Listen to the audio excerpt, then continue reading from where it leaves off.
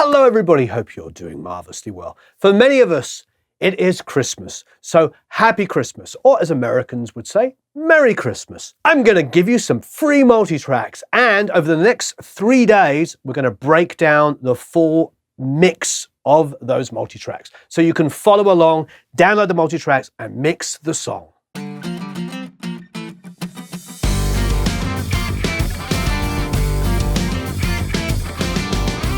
So, Merry Christmas, Happy Christmas, almost Happy New Year. Please hit that notification bell, subscribe. You can go to Produce Like a Pro, download a whole bunch of free goodies, but you're going to be doing that now. There's some free multi-tracks flying around here. The band is The Gallery. It is a bunch of guys, 2 brothers actually, from Massachusetts, and I co-wrote this song with them, and I think I play bass and guitar. I can't remember if I played drums. I think Phil Allen, my engineer at the time, played drums on it, but I played the other instruments and this mandolin. It's a pretty darn good song. So, and there's also a link there where you can listen to it. This is going to be a really fun one to mix because it's got live drums, it's got guitars, basses, mandolins, as I said, acoustics, but it's also got some elements that I threw in there to kind of make it feel bigger. So there's some program stuff in there as well. And it's a super, super hooky song. So you're going to have a lot of fun. The song is called Young and Restless, the band is called The Gallery, and we're breaking it down in 3 segments for you to mix, but you can download all the multi-tracks now. So without further ado, let's get started. So the interesting thing about this song is I started with a basic loop that I made on iMachine, which is a Native Instruments app that you can download for your iPhone for just a few bucks. And I believe I came up with the original idea while sitting on a plane. So let's have a listen to that basic idea.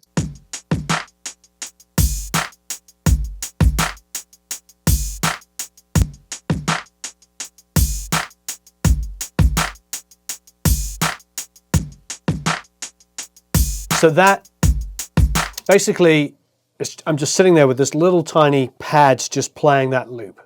It's great, and then you import it into your iTunes and you've got a basic loop. So that was really what I built the song off. There's a secondary one down here.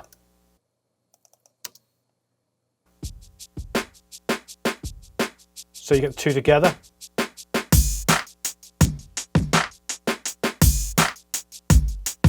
And that was really the original idea. And then of course I added a beatbox here with a delay on it. So that is where the song started from. It started with those kind of ideas there, just to give it some movement. The live drums obviously came later. That was the basics of the song. So the basics of the song is an acoustic guitar part with that loop playing all the way through. And then of course I muted it, added live drums, but that's the production idea for the song. So let's start with listening to the track a little bit and then we'll talk about it. So let's listen to the song from the top, just through the first verse.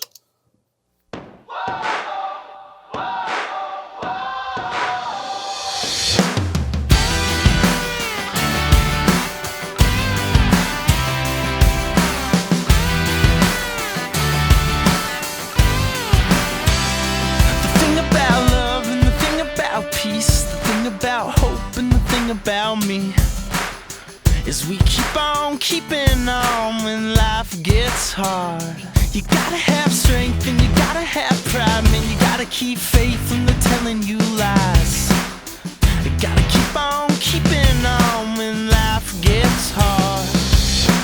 We are the young and restless. Together no one can stand against us. We are the young and restless. We are one. We are the young and restless. Together no one can stand against us. We are the young and restless. We are one. Whoa, whoa, whoa. You gotta fall down, but you gotta stand up. With every sunrise, new. Great, so a couple things to notice.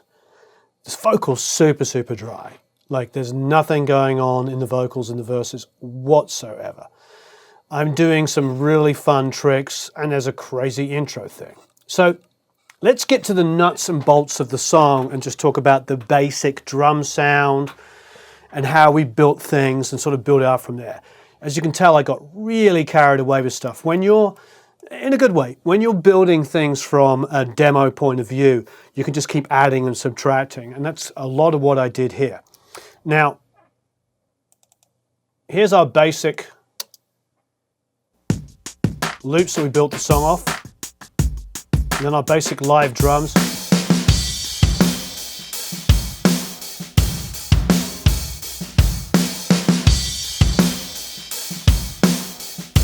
Now there's a couple of samples thrown in there, so let's listen to them independently. Kick in, kick out, snare top, snare bottom, the hi-hat, the toms, a mono room mic, and a crush mic. That is our basic drum sound.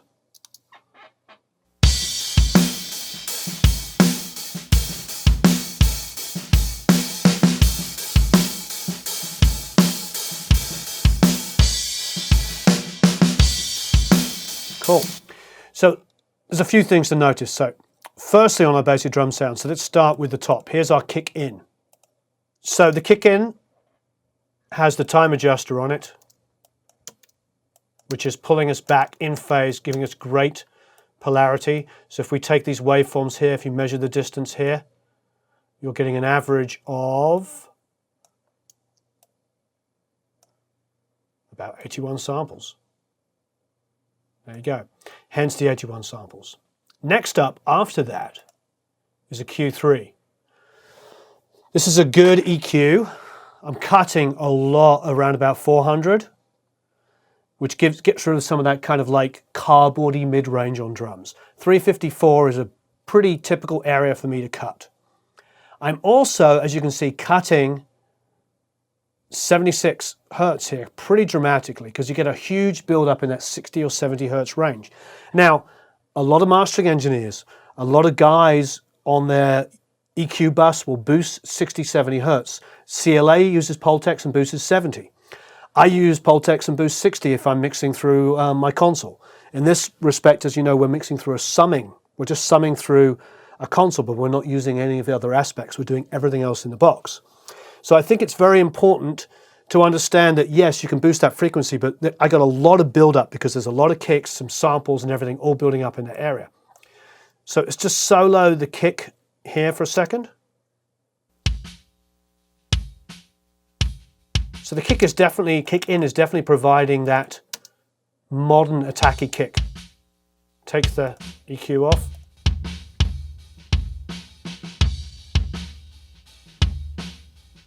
You know, it's got a bit of air on it and stuff, but there's a lot of build-up. And then the SSL is doing one of two things. It's an E channel, so it's like the SSL I have, which have E channels in them as well. Not that it sounds exactly like it, it doesn't, but it's a great all-in-one thing. So a bit of compression, as you can see, I'm just a little shy, 4:1. Getting 3 to 6 dBs worth of compression. And also the expander's on. So the expander is basically hyping the hits, getting rid of some of the bleed through there. Which is kind of nice. As far as EQ, you see just about 20 or 30. I'm using a high pass there to get rid of any super low bleed. Okay, next up is our kick out. And this mic was on the outside of the head. The kick in was a D112 inside the actual body of the drum. The kick out is on the outside of the head itself. As you can hear, there's a lot of 100-ish, 120. That often builds up. You'll notice a lot of the times when I'm mixing, if you've ever seen it in my videos, I always go to, not always, but very often go to 100, 110, 120 and pull frequencies out because there's a massive build up in that area. So put the EQ on, take it off, hear that, oh. It keeps it more focused. And then the SSL, doing the same thing. High passing at about 30. No compression, just a little expansion. Two together, kick in and kick out.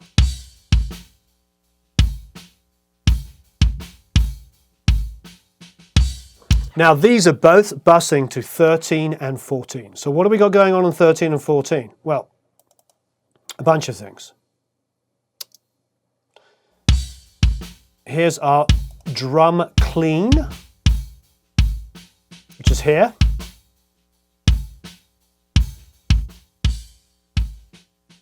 That's going to my CADAC console, outputs 3 and 4. See, drum clean has the API EQ on it, which has a 10K lift, pretty dramatic one, and not a lot else. So let's mute that, and let's hear our drum comp. So this is our parallel drum compression. So another 10K boost, a little 500, and a lot on the 2500 compressor here. Now at the moment we've only got the kick going through this parallel drum bus, but you can tell it's going to do a lot of damage in a good way. So together, just the clean. Just the clean's quite polite. Bring in the drum comp on its own here. So parallel drum compression. I do it with all kinds of different things. Sometimes I'll use the Fairchild if I just want mush. The Fairchild 670 and the 660 plugins are really cool to just kind of like add energy to the track. Sometimes I'll just annihilate the drums underneath. Other times I'll take the kick and snare only and parallel compress them just to add energy. But here, got the full drums doing it. And as we add drums, you'll hear it become more and more aggressive. So that's the two kicks. Now, there's two things added to that. The first one of those is the kick sample. And here's the kick sample.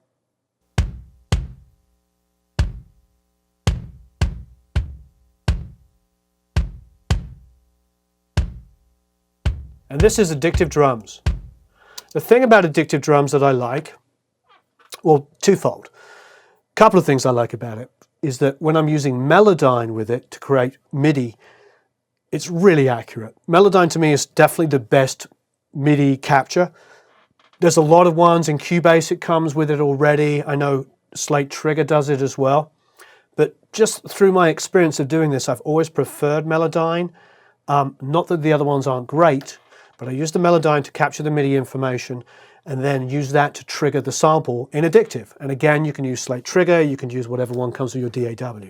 But that's how I created this sample. And this sample was triggered off of the kick in, and of course, it's got the time adjuster on it as well, just to mimic that. The kick in just had a little less bleed, depending on the section of a song. So sometimes I'll use the kick in to create the sample because the mic is inside the kick drum. With the baffling around the outside of it, it's going to have less bleed of the other drums into it. Therefore, if I'm going to, create MIDI from something, it's going to be from that one, because that is going to be the easiest one to trigger drum samples from. So with that being said, of course, I then have to delay it back because I'm using it as the kick in to the kick out. Now, I get asked this all the time. Yes, of course, you can take your microphones and drag them back. If you want to do that, that's perfectly fine when you're printing the tracks.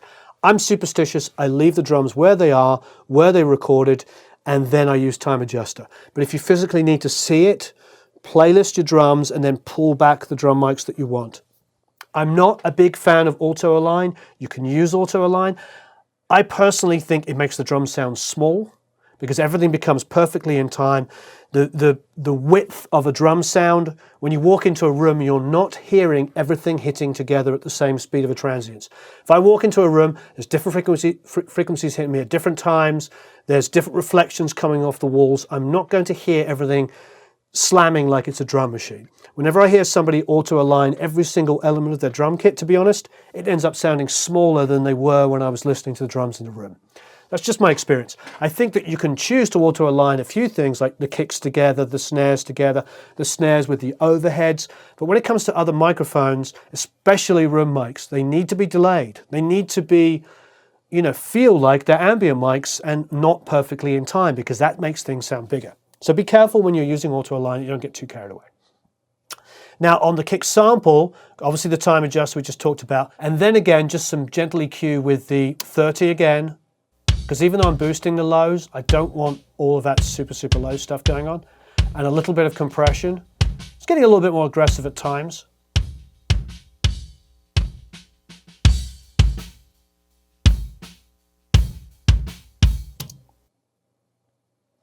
So that's our 3 kick main samples. Next is, again, addictive. It's the room for the kick. And that is where it lands. I don't need to pull that back or time it.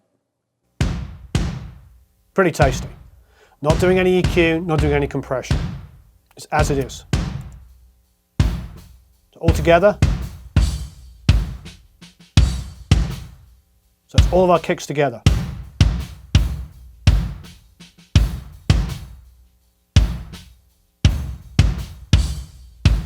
Great. Next up, snare top. So this is our live snare top. Again, going to our drum bus. Now with this, I've got some gentle gating going on. Take it off.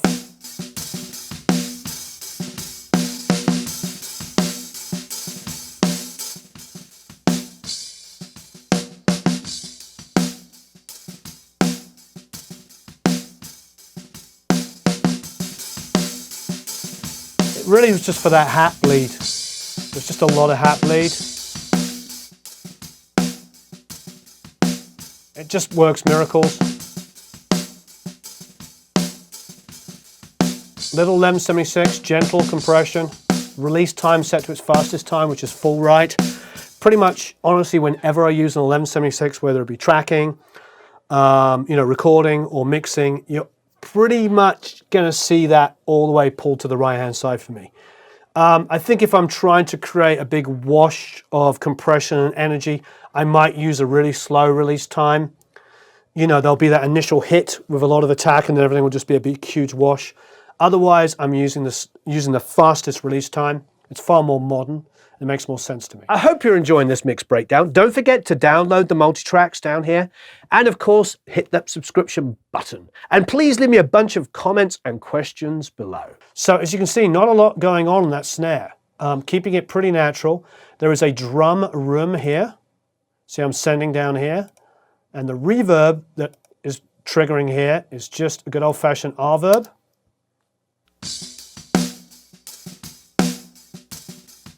Just for demonstration, I'll go into pre for a second.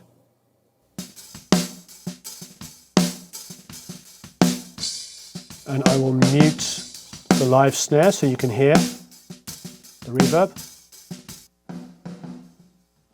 Cool. Now you hear me, if you've watched any of my other videos, you'll know that I used to have a tracking room that was about 3/4 of a second long. So look, what a surprise, my reverb time is 0.7 of a second. Now it's EQ'd to take the top end out and the low end out, so it's narrowed it down. You'll notice a lot of people talk about using verbs where they EQ the top and bottom out.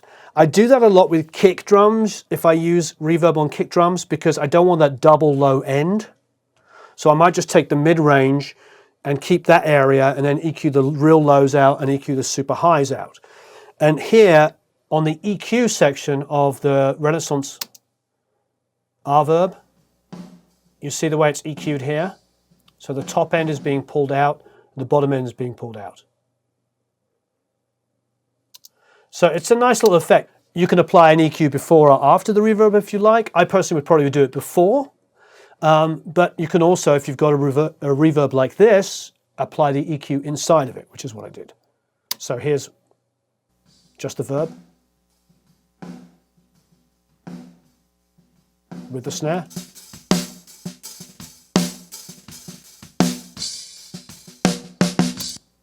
Great. Next up, snare bottom.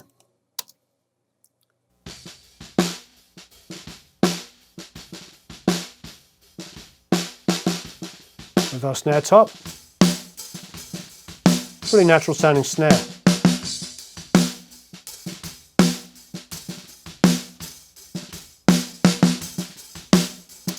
Okay, so our first snare sample that we're bringing in is here.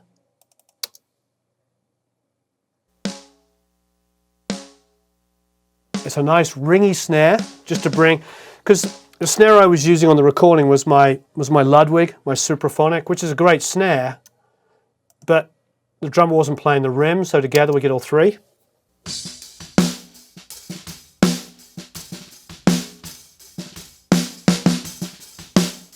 Pretty natural drum sound. So, you know, it's about blending the samples. Now, there's a lot more going on in a minute that you'll see on this track. Next up is room mics for the snare. If we solo that, it's pretty aggressive and a big part of the sound, I'll be honest. And to exaggerate it, you can see there's quite a lot of compression going on. Take it off. Now with it on. With that compression, it's really, really reducing the initial like attack area of it and then allowing the tail to really shine. Take the compression off. It's just much shorter. So what it's doing is here's initial signal, it's squashing at the front and then it's releasing quickly and allowing it so you get the go, go as opposed to go, go. You know, it's just a nice trick. So let's put that back on. Let's listen to all of our snare elements together. And remember, this is going for our drum bus and a drum crush together. And it's going through the room. Put our kicks together.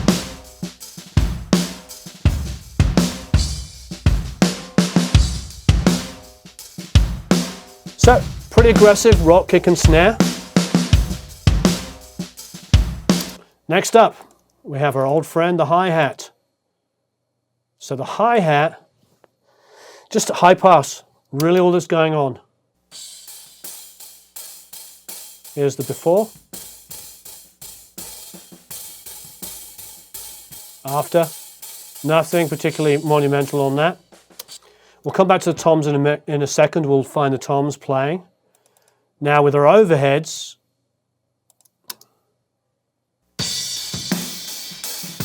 had some fun with these. Big part of the sound. Now these were recorded fairly low,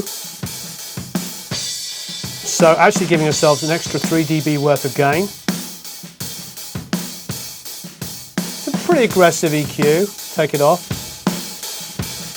So what you're seeing is a high pass, getting rid of the low lows. Little cut at about 500. Little cut in that offensive 3K-ish area, 2.9 here. So the cymbals aren't too brittle.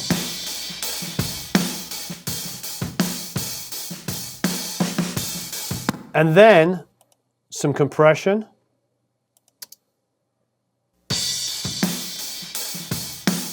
Without.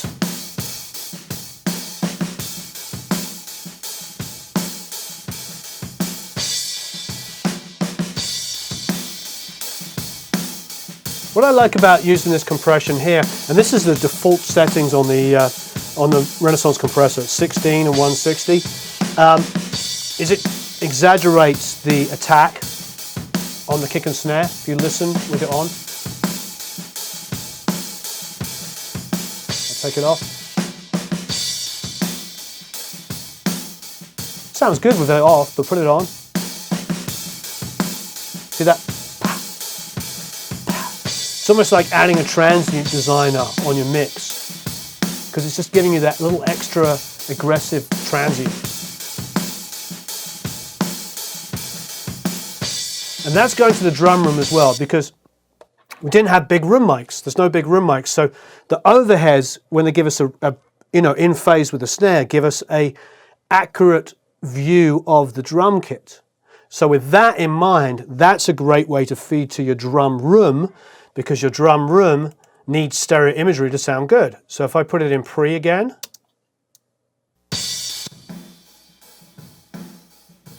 Now suddenly I have a way of getting a stereo image of my room.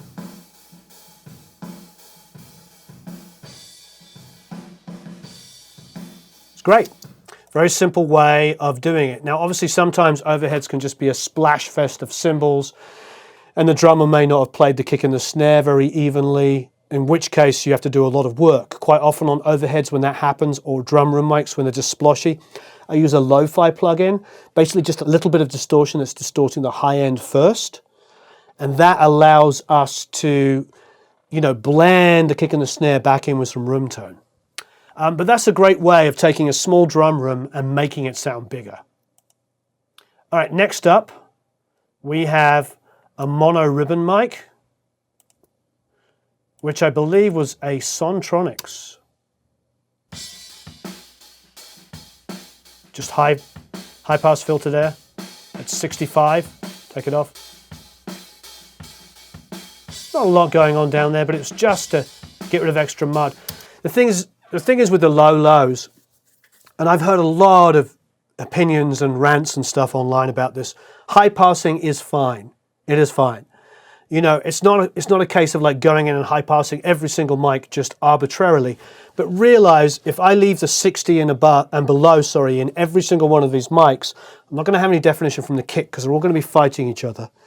And it's just not going to slam the way I want it to. Now I'm not going crazy, but I'm high passing at like 20 or 30 hertz on my kick drum, because that super, super low stuff down there just takes up a lot of energy out of your mix. It's inaudible unless you're on a massive PA system or an incredible car stereo. So it will make a huge mess of stuff. It will take away the volume of the mix because all of that 20 and 30 hertz low rumble is just eating up the energy and the volume basically in your mix. So with a ribbon mic there, I don't need that super lows from the kick. Not that there's much going on, but it's taken out. Now next up, again, that 127. There's just too much build-up. With all the kick drum mics, after a while, there got to be a lot of build-up and the samples and everything. So something to add is that we're putting this through a very, very old console made in the 70s. And recalling this stuff is really, really difficult. It's like we're noticing like levels left and right, and it's very, very interesting and very important to notice. When you are using vintage equipment, as much as I love it, because it is fantastic, I track drums through this console, but it's getting balances between left and right pretty crazy. So it comes and goes. I mean, that's the wonders of vintage equipment. Just saying, that's the difference between like mixing in a box and having full recallability. Even on the SSL, I have a recall system on that, but it doesn't come back exactly the same. If you ask CLA or anybody who mixes on SSLs, it will never come exactly the same because there's so many different variables in there. Now, obviously with an SSL, it will come back close enough that probably we're talking tiny little tolerances. But when you're working with vintage consoles like we are here, they have a sound, they are great. But part of the beauty of them is that they have a roughness. And then part of the difficulty with them is they have a roughness.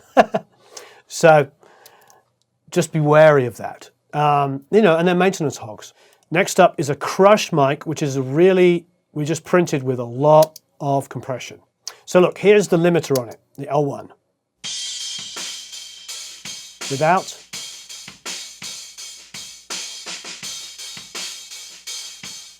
It's just taking that snare hit and folding it in there.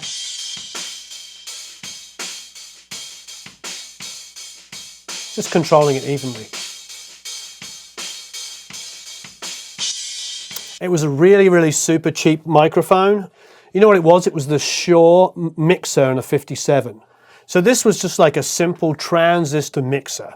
It's not really that great of a sound, but as you can see, there's no EQ and compression. It's just how it was recorded with a 57, super trashy, aimed at the drum kit. So it gives us some trash to add to the drums.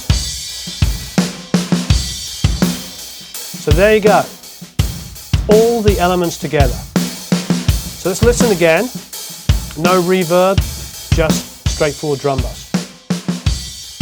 So that's the regular drum bus with just the API EQ going on it. Take the API EQ off. It's nice, a little dark. opens up with the 10K boost. Add the verb. A little bit of room. Now add the parallel drum compression. Just add some energy to the whole track. Great, so you can see all the elements. Now we have those 2 loops that I made on iMachine and the beatbox. Let's go through. The 2 loops are as they came. So here's one, just straight out of iMachine. The other one up here. Put isotope vinyl on it. Just comes on at one area in the song. It's automated. It's off at the moment. With the beatbox has a little delay on it and a little EQ. So high pass again, this time up to 96. Again, we don't need any super lows in there to mess with our kick drum. We have enough kick drum. And as you're going to see, a stomp going. There's the H delay, which I've got to be honest, is pretty awesome.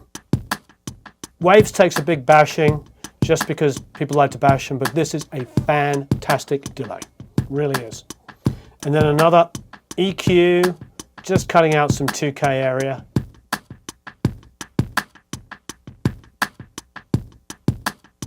Just gets rid of a little bit of that extra aggression that we don't need in that area.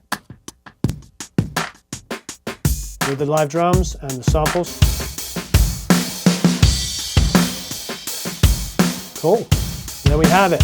Okay, so what else is going on in our rhythm track? Well, a lot, as you can see.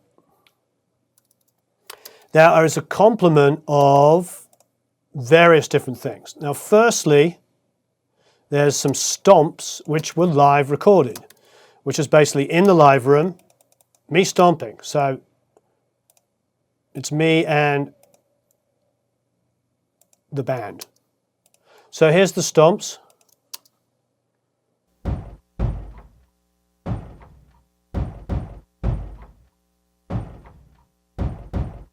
And they've all got some EQ going on them at 537, 500 hertz, just some high pass. A little H comp, which is great, does the trick. Pretty aggressive, looks like it's about, see it says 12 to 1.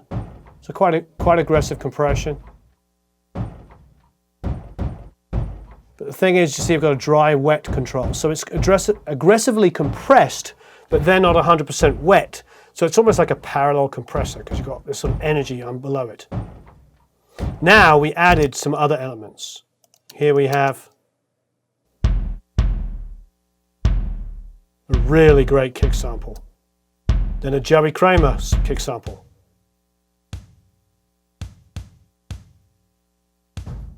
Just the attack of the kick. And then a kick from good old-fashioned battery. Next up, hand claps.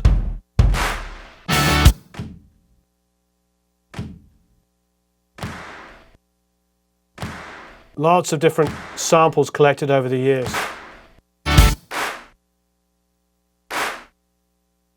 That's such a good clap sample.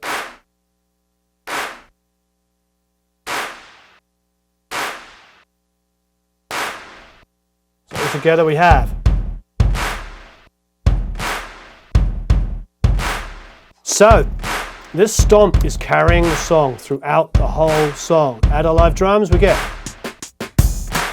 loop and live drums. So it gives it a modern flavor. You've got a good traditional rock kit that we've made big, and then we've added this other stuff.